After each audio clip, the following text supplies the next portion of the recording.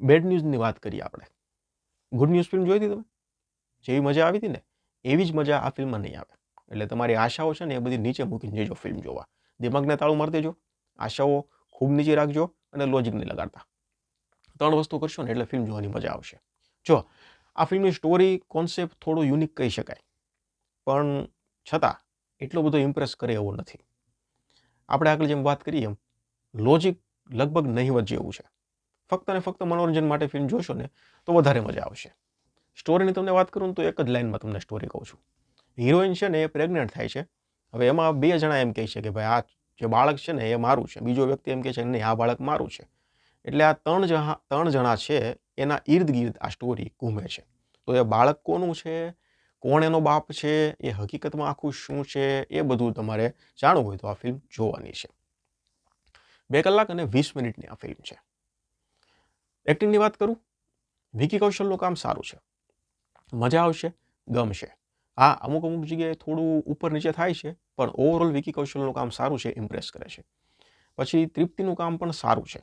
હા, અમુક જગ્યાએ જે ઇમોશન સીનમાં અને બીજે 2-3 સીન મેં જોયા એમાં થોડું એવું લાગે છે કે બેન એક્ટિંગ કરી રહ્યા છે. બાકી એનું કામ સારું છે. પછી પાજીની વાત કરીએ એમ્મી પાજીની, તો એનું કામ પણ સારું છે. એટલે કામ જેટલા પણ કલાકારો છે બધાનું સારું છે. નેહા ધુપિયા પણ થોડા સીનમાં છે, અમુક જગ્યાએ એનું કામ પણ સારું છે. બીજી વસ્તુ તમને કહું, મ્યુઝિક.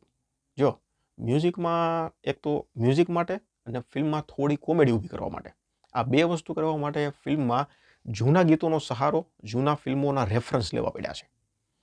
અમુક સિચ્યુએશન એવી ઊભી થાય છે તો એમાં જૂના ગીતોના બીજીએમ વાગે છે, ત્યારે થોડી કોમેડી ઊભી થશે. અને અમુક વાર તમને હસવા માટે જૂના ફિલ્મોના રેફરન્સ લઈ અને ડાયલોગ લખવામાં આવ્યા છે, ત્યારે થોડી કોમેડી ઊભી થશે. કોમેડી કેવી છે ખબર? તમે પેટ પકડીને હસશો એવી કોમેડી નથી. હા, તમારા મોઢા પર સ્માઇલ આવશે. એટલે ભરપૂર કોમેડી છે ને એવું કાંઈ નથી. અમુક જગ્યાએ ફિલ્મ તમને થોડી ખેંચેલી, થોડી બોર કરતી લાગશે. એટલે ત્યારે તમારે ધક્કો મારવો પડશે. એટલે સ્ટોરી એ રીતની છે કે અમુક જગ્યાએ આમ ઉપર જશે, અમુક જગ્યાએ એકદમ ખેંચાઈ જશે.